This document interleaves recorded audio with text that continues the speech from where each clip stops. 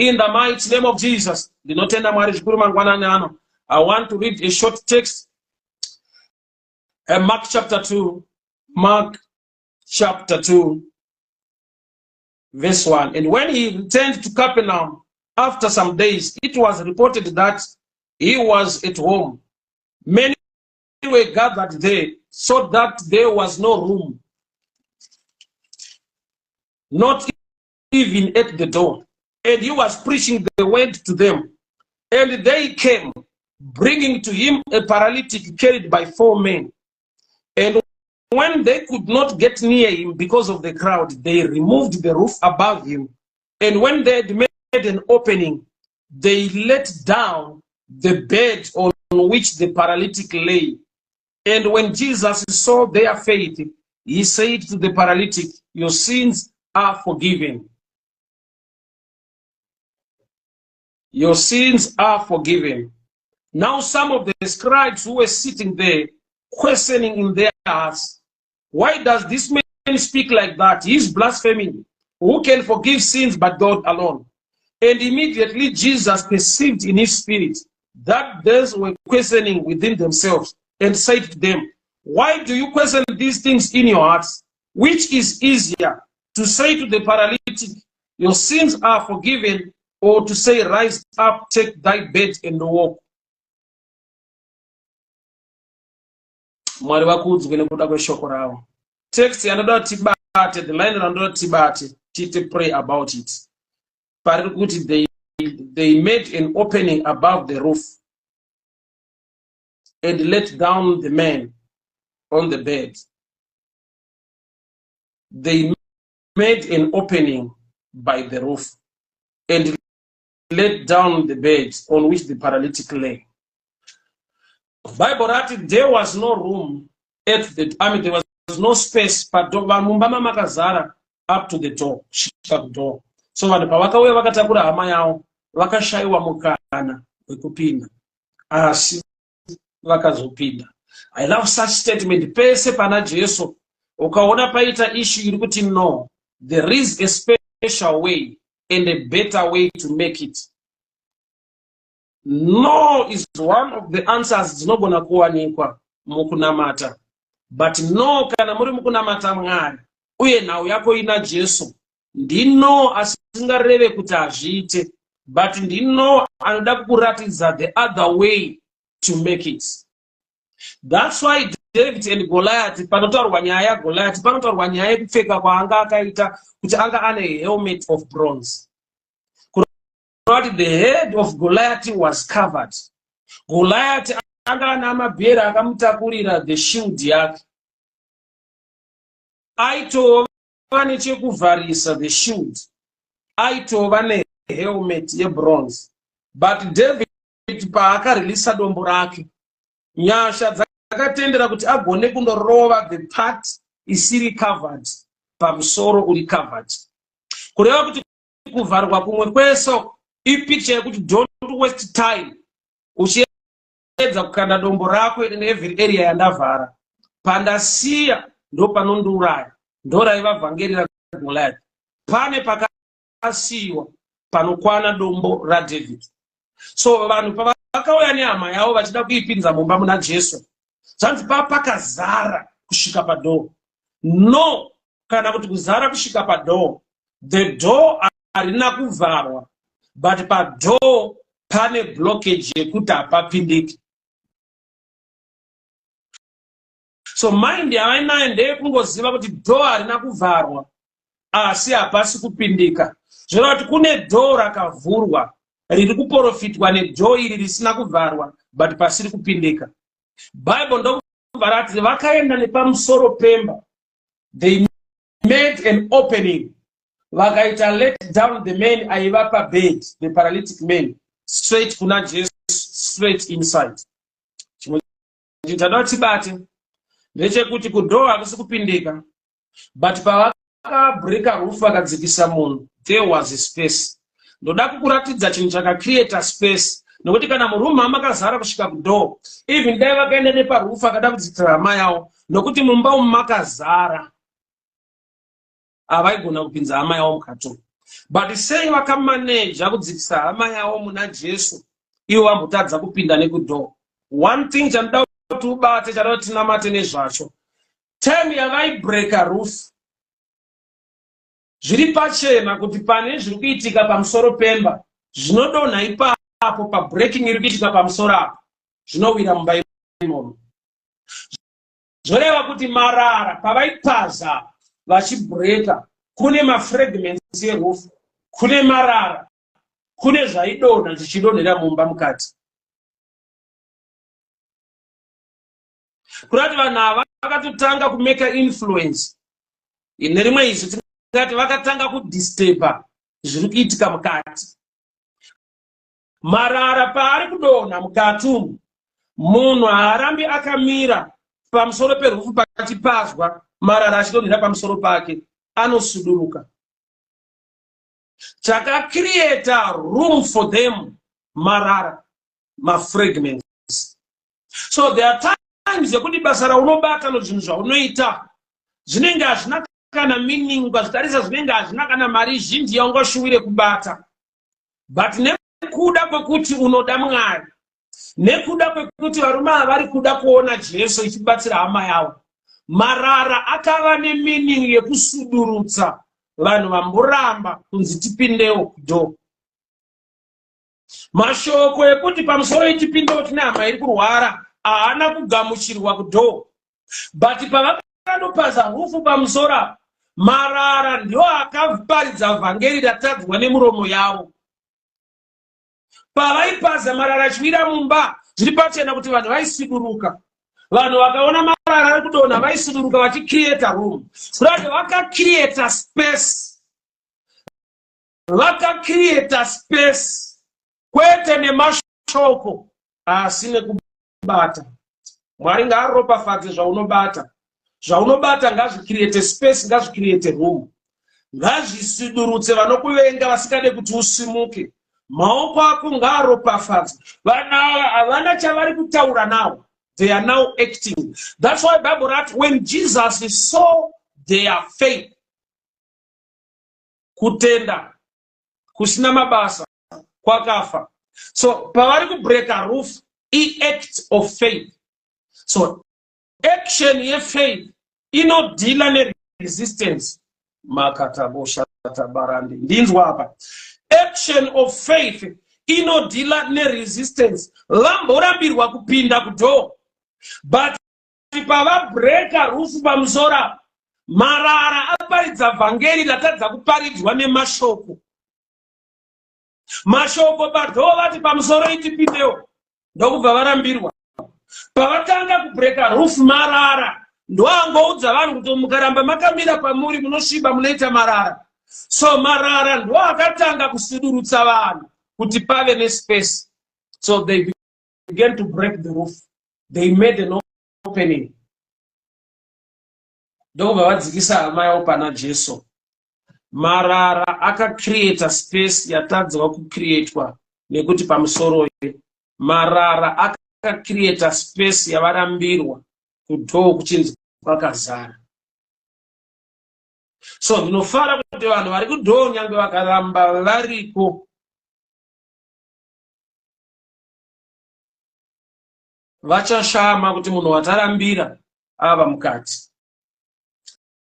I want to give you this understanding. Kana Bible rati mumba manga makazara kusvika padhoo, vanhu ava vakatadza kupinda, but pavakabreaka roof vakadzikisa hama yavo vakawana space, hama ikadzikiswa ikaenda pana Jesu. Zvakureva kuti kune vanhu vabuda mumba umu because mamakazara kusvika kudhoo. Saka kuti mukati muwanikwe space pane vanofanirwa kubuda. Amena kana uri kundinzwa ipapa vamboramba kuti usapinde, but marara anovakonzera kumbobuda panze because hamucreateke space kana makazara, munocreateka space kana mumwe munhu abuda. Kureva kuti kune vanhu vakatobuda kuti shasha igone kupinda iiswe pana Jesu. Vanhu vapi vambobuda kuti mucreateke space? zviri pachena kuti vanhu vangoitana pressure kuti sebereko kusvika munhu anga ari padhowa amboti chii chiri kuitika komana muri kutipusha ndokubva abuda panze. Wese ane resistance iye ngabve. Wese arida kuresista opportunity yako, ndiri kutaura simba redenga nenyasha dzaMwari kuti ngaasuduruke panzvimbo. Favor yaMwari, marara pachawo ngaakubvisire enemy yako. Marara chii? Zvinhu zvaunoita, zvinhu zvaunobata zvinenge marara, zvinenge zvisina basa kune vamwe vanhu, but nokuti uri kuzviita nekuti unoda Mwari, une mweya waMwari, ngave nemeaning. Marara iwayo ngaaregere kungova marara, but ngave anocreate a way for your life. Zvichida unoti ukatarisa basa raunobata harisi basa ringayemurwe nevazhinji kuti uri kuita chinhu chiri so outstanding, chinhu chakanakisa. But one thing I want to tell you this morning, kana marara akacreate space, akapa opportunity nefavor kune mumwe munhu kuti abatsirike, zvaunobata marara kune vamwe vanhu, asi nokuti unoda Mwari, nokuti une chekuita naJesu, Jesu ngavaise volume zhinji, ngaakudzingire vanhu vasingade kubudirira kwako. Marara ngaaite zvinhu zvakakura nokuti unoda Mwari. Marara ngaasuduruse vanhu vamboramba nespace. Why? Because pavari kubreka roof, marara ari kusvira mukati, vanhu vanotosuduruka, havadi kutaurwa nawo. Marara pachawo ane vhangeri rekuti munoramba makasviba kana makamira parapa, and it's a bit dangerous nekuti vanhu vanogona kutoshora vakada kutarisa mudenga imomo, saka vakangomeka away vasina kutarisa. Marara achiita basa rekucreate space in the room.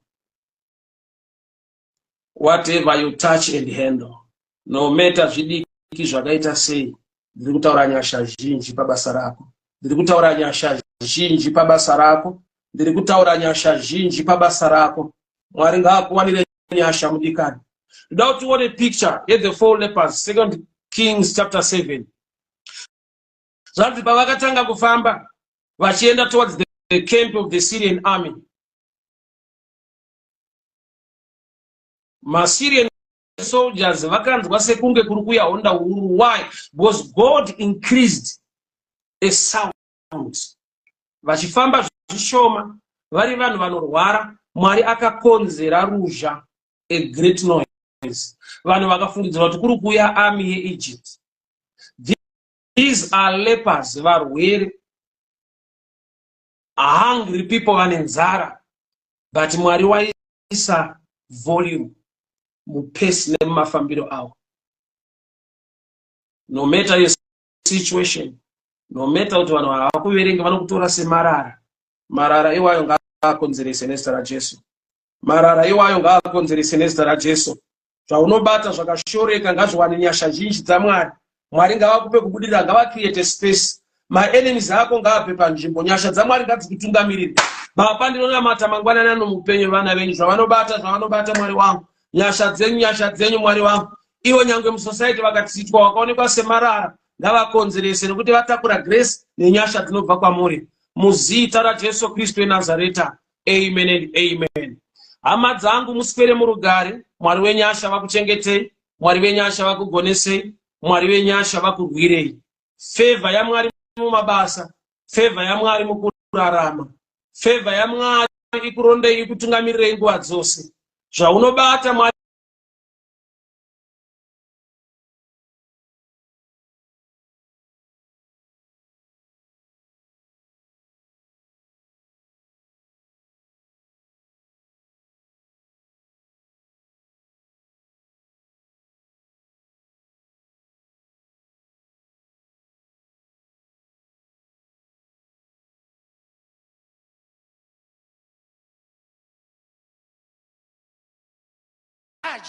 and she was healed, which means the anointing knows where the problem is, but it takes you to touch the right parts, to act the right action, to attract manifestation of the answer.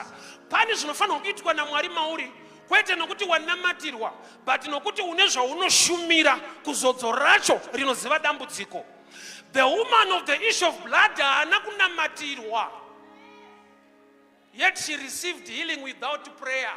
Why? Anointing knows where the problem is. But what you must do is to honor and touch the right part.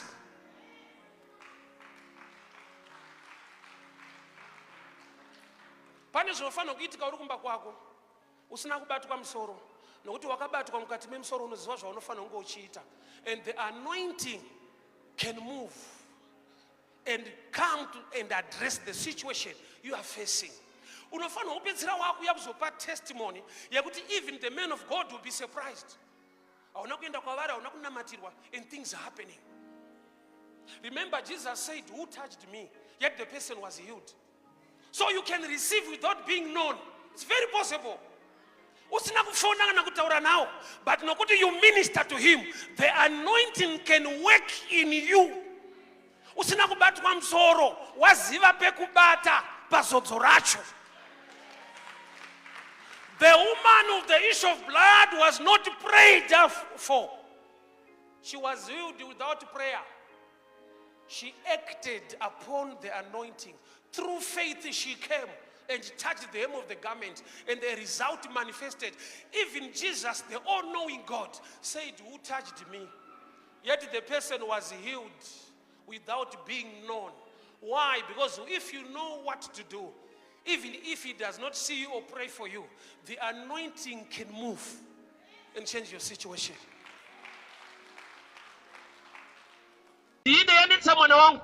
But andina the authority of the power kudzinga demon. Saka ndauya kwamuri Jesu. Saka vadzidzi vaJesu ndokubva vaenda kuna Jesu. Vakati, "Ishe, she's crying after us, mudzingei." Zvinoita sekunge vadzidzi vari kuda kudzingwa kwemukadzi. But vadzidzi vari kuparidza vhangeri rinobatsira mukadzi kuti nesuwo sevadzidzi tine zvatinoda kudzinga, but tinototembawo iyeyu. Apa kuparidza kuseri kwacho. Uko kuseri kwacho kwandikuparidzawo. Nokuti dzimwe nguva uchiverenga unoti vadzidzi vari rafa. Vada kuti mukadzi uya dzingwa ane dambudziko. Havasi rafu. They are preaching a better gospel than rafu. Vari kuti kudii? Vari kuti kumukadzi uyu wataita chinhu chakanaka. Chese chinoda kudzingwa kana usina power, potoudza mudhara yeyu. Nokuti nesu kuda kutodzingawo, but tinotoudza Jesu kuti, "Ishe mudzingei." Kureva kuti ndisu hatisi madzishe. Tine zvinotinetsawo, but tina Ishe vanodzinga zvinhu. So paita vhangeri rekudzingwa kwezvinhu rinoita sekunge insult, but by revelation mukadzi anenge ari kutobatsirika kuti saka timu iye inototemba iyeyo futi kuti vadzinge zvinhu. Wechinesa kunyembera kuti so long life hazvina basa ndoupenyu hwacho. Taakushuwira mvura dzeBheterehema, taakushuwirawo zvakanaka, taakudawo zvine nyasha dzaMwari. Sati kana matsime avharwa totonochera pasaiti. Abrahamu iwanhu ane nyasha dzese. Let me show you the mystery etsime. Mutsime uchaona kuti pane blessing yakavigwa. Zvekuti kana Haga naIshmael vakasurvive nekuda kwekuti Mwari vakavhura tsime. Kuti mutsime mune life, mune a blessing to survive. Tikaenda kuna Rebeka akaroorwa, rora yake yakaitwa patsime naEliaza. Eliaza haana kuenda kulocation, wakasvikira kumatsime anocherwa mvura. Rebeka paakauya akachera mvura akapa ngamera mvura. Ndokubva ati Mwari achaita izvi ndiye achava mudzimai. Kutsime kunoroorwa munhu. Kuda kuti tsime rinorepresenta marriage yako. Patsime pane imwe blessing. John 4:24. Jesu aine mukadzi patsime, mukadzi ane record in so bad in society, but asangana na Jesu she became an evangelist. Kuda kuti patsime pane point yekusangana necalling. She became an evangelist. Nokuti pane kutsimwe kwaendwa. Kuda kuti tsime rako rinogona kutaura calling. Tsime rako rinogona kutaura wanano. Tsime rako rinogona kutaura favor. Saka wakaipa achida kugara kumatsime. My last prayer. Patsime pakawani kwa mvangeri, my last prayer. Yatala pamusoro pewanano. Rebeka, mukadzi waIsaac, wanano yake yakamanifesta. Kwete nekuti Isaac aiva kutsime. Mukomana wako hasi pano, ndatumwa saEliaza to unlock that relationship, to move it into marriage. relationship ngairange ingori engagement. Ndiri kuramba vaFilistia vane mweya weengagement, makore achifamba, mapromises makore achifamba, dhimoni rakabata relationship yako. VaFilistia ivavo ndiri kuvarayira iko zvino, fire fire fire fire. Ngarorwe mwanasikana, mweya isingade wanano ndinorwa nayo, mweya isingade wanano ndinorwa nayo. Every promise must manifest. Engagement ngaichi manifest. Ndiri kutaura kuroreka, kurorwa, kurorwa, kuroreka. Gamuchira wanano yako, gamuchira nyasha, gamuchira nyasha, gamuchira favor. Rorwa nyasha idurwe nezita la Jesu, nezita la Jesu. Receive the grace, receive the grace. Engagement ngaichi manifest. Dimoni risikade mwanasikana kutawanikwe. Mwai wa Rebeka wakatuma Eliaza patsime akadzoka nemhinduro. Mwai wa Rebeka wakatuma Eliaza patsime akadzoka nemurora waAbhurahama. Vana vaAbhurahama nekutenda vaMwari ngavarangarirwe panzvimbo ino. Ndataura wanano, turn every promise into manifestation by fire, by power.